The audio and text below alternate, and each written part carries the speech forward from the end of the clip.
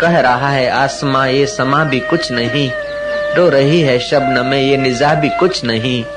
जिनके महलों में हजारों रंग के जलते थे फानुश, झाड़ उनकी कब्र पे है और निशान कुछ भी नहीं। जिनकी नौबतों से गूंजते थे सदा को आसमान, चलने लगे तो राजाधिराज अन्नदाता घड़ी खम्मा दुंदुबियों से आकाश गूंजते थे। वे सम्राट कहाँ गए, वो चक्रवर्ती कहाँ गए, वो प्रतिभा संपन्न ईगो को विकसित करने वाले व्यक्ति कहाँ गए। सब इस प्रकार की अस्थियों हड्डियों में आखिर हड्डियां और अस्थियां भी लापता हो गई। जिनके महलों में हजारों रंग के जलते थे फानुश, झाड़ उनकी कब्र पे है और निशान कुछ भी नहीं। जिनकी नौबतों से गूंजते थे सदा को आसमां, वे खुद बेदम है अब हूं नहा कुछ भी नहीं। अब उन हड्डियों में कोई दम नहीं, बेचारी पैरों की ठोकर से पड़ी है किनारे। मित्र हरिद्वार पहुंचा, पंडों के पास पहुंचा। पंडों को तुम्हारे से कुछ लेना देना नहीं, 50-100 रुपया मिल जाए, मंगलम भगवान मंगलम गरुड़ ध्वज करके वो अस्थियां का डब्बा बहती गंगा में वो डाल दिया। एक टुकड़ा इधर गया, एक उधर गया। जिसको मैं मानते वो लापता हो गया। तुम्हारे मित्र की आंखों में घड़ी भर के लिए पानी आ गया। अब मित्र भी जाने के लिए गाड़ियों के टाइम पूछ रहा है पंडा से, होटल कौन सी अच्छी है, भोजन कहाँ से अच्छा मिलता है, वो पूछ रहा है। भैया तुम्हारी हड्डी कहाँ कहाँ पहुंची वो नहीं पूछेगा।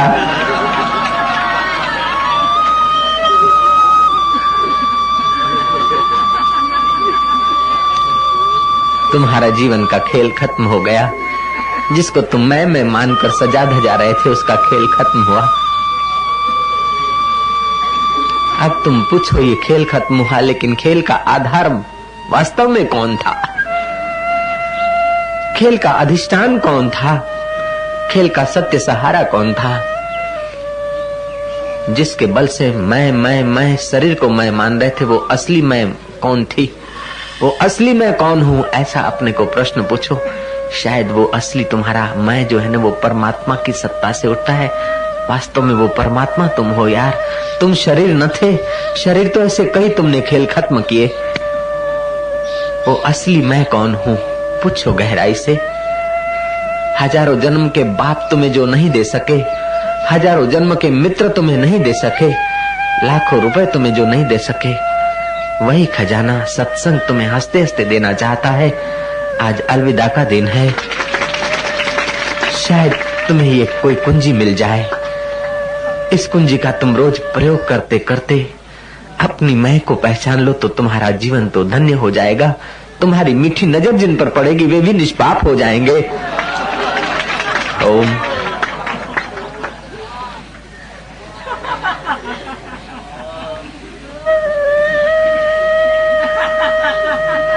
पूछते जाओ मैं कौन हूं, अपने से पूछो। अपने पे भरोसा न हो, अंतर्यामी से पूछो, गुरु से पूछो, जो तुम्हारे परम हितैषी हैं उनसे पूछो। जो तुम्हारे साथ ममता से जुड़े हैं वे तुम्हें क्या बताएंगे बेचारे।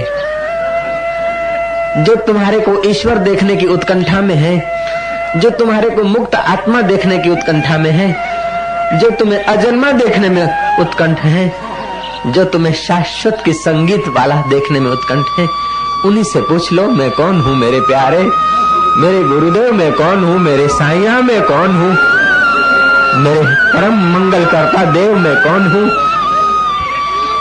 मैं कौन हूँ, मेरे बाबा मैं कौन हूँ, मेरे माई बाप मैं कौन हूँ, मेरे ईश्वर मैं कौन हूँ, मेरे प्रभु। और वे कह रहे हैं कि बेटा तू अपने में ही पूछ तू कौन है। मेरा नपा तुला उत्तर शायद तुझे कमजोर रख देगा। तुम्हारा जोर बढ़ाने के लिए वे कह रहे हैं तुम अपने को ही पूछो तुम कौन हो। कितने सत्यवक्ता हैं, कितनी ऊंची बात में तुम्हें पहुंचाना चाहते हैं। तुम सहयोग देना, उनकी बात को अपनी बात बना लेना। उनके इशारे को अपना इशारा मान लेना। जैसे जनक ने अष्टावक्र के वचनों को अपना वचन बना लिया था, अष्टावक्र के अनुभव को अपना अनुभव बना लिया था, परीक्षित ने शुकदेव के वचनों को अपना वचन बना लिया था। भगवान श्री रामचंद्र जी ने गुरु वशिष्ठ के वचनों को अपने वचन मान लिए थे, वशिष्ठ के अनुभव को अपना अनुभव में उतार दिया था। लीलाशाह बापू ने केशवानंद स्वामी के वचनों को अपने अनुभव में उतार लिया था। इसी प्रकार तुम भी संतों के अनुभव को अपने अनुभव में, अपने तुच्छ अनुभव को मारो ठोकर। जो भगवान का अनुभव है वह सच्चा अनुभव है, जो शास्त्र का अनुभव है वह सच्चा अनुभव है, जो संतों का अनुभव है वह सच्चा अनुभव है।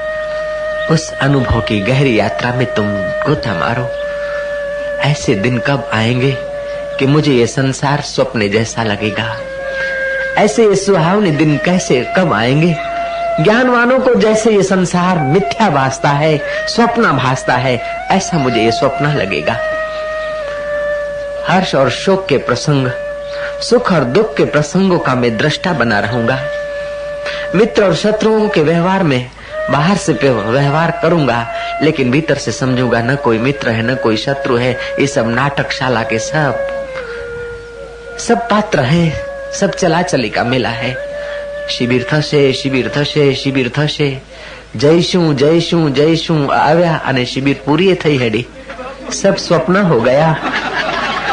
ऐसे ही पूरा जीवन स्वप्न हो जाएगा।